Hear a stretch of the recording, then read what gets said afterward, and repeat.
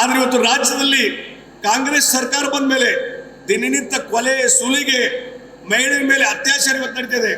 ಹುಬ್ಬಳ್ಳಿಯಲ್ಲಿ ನಡೆದಂತಹ Neha murder case ಯಾವ ರೀತಿ ಆಗಿದೆ ನೀವು ನೋಡಿ. ಲವ್ ಜಿಹಾದ್ ಹೆಸರ ಮೇಲೆ ಇವತ್ತು ನೇಹಾ ಅವಳಿಗೆ ಪ್ರಯತ್ನ ಮಾಡಿದ್ರು, ಬ್ರೇನ್ ವಾಶ್ ಮಾಡ್ಲಿಕ್ಕೆ ಪ್ರಯತ್ನ ಮಾಡಿದ ಫಯಾಜ್. ಮುಂದಕ್ಕೆ ಒಪ್ಪದೇ ಇದ್ದಾಗ ಅವಳು ಮರ್ಡರ್ ಮಾಡ್ತಾರೆ, ಚಾಕು ಹಾಕಿ ಮರ್ಡರ್ ಮಾಡುವಂತ ಕೆಲಸ ಹೇಯ ಕೃತ್ಯ. ಇಂಥ ಹೇಯ ಕೃತ್ಯನ ನಮ್ಮ ಮುಖ್ಯಮಂತ್ರಿ ಸಿದ್ದರಾಮಯ್ಯ ಖಂಡನೆ ಮಾಡುವುದಿಲ್ಲ. ಏನ್ ಹೇಳ್ತಾರೆ, ಇದೊಂದು ವೈಯಕ್ತಿಕವಾದಂತ ಕಾರಣದ ಮೇಲೆ ಆಗಿದೆ, ವೈಯಕ್ತಿಕ ಕಾರಣ. ಆ ಕುಟುಂಬದ ಸದಸ್ಯರು ಅಗಾಧವಾದಂತಹ ಹೇಳಿಕೆ ನೋಡಿ ಬೇಜಾರುಗೊಂಡು ಸಿದ್ದರಾಮಯ್ಯನವರು ತಪ್ಪು ಹೇಳಿದ್ದಾರೆ ಅಂತ ಹೇಳಿದರು.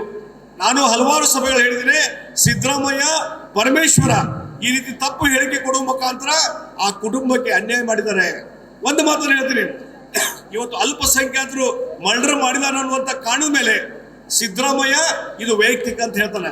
ಅದೇ ಅಕಸ್ಮಾತ್ ಹಿಂದೂ ಹುಡುಗ ಮುಸ್ಲಿಂ ಹುಡುಗಿನ ಮರ್ಡರ್ ಮಾಡಿದ್ರೆ ತಕ್ಷಣವೇ ಓಡೋಕ್ಕಿದ್ರು ಇವರು ಸಿದ್ದರಾಮಯ್ಯ, DK ಶಿವಕುಮಾರ್ ಓಡೋಕ್ಕಿದ್ರು.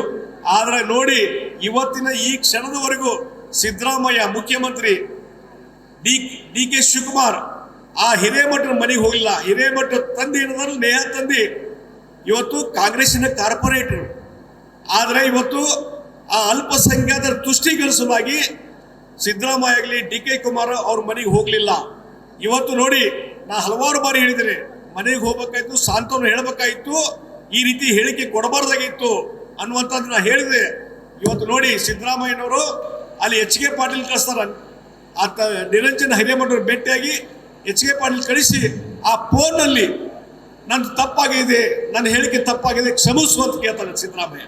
ಇದು ಬೇಕಾಗಿತ್ತ? ಇದು ನಿಜವಾಗಿ ನಿಮಗೆ ತಪ್ಪು ಅನಿಸಿದ್ರೆ ಅವ್ರ ಮನೆಗೆ ಹೋಗಿ ಬಹಿರಂಗವಾಗಿ ತಪ್ಪನ್ನು ಕೇಳಿ ಕ್ಷಮಾಪಣೆ ಕೇಳಿ, ಅದು ಬಿಟ್ಟು ಫೋನಲ್ಲಿ ಕೇಳುವಂಥದ್ದು ಏನಿದೆಯಲ್ಲ, ಇದು ಅಲ್ಪಸಂಖ್ಯಾತ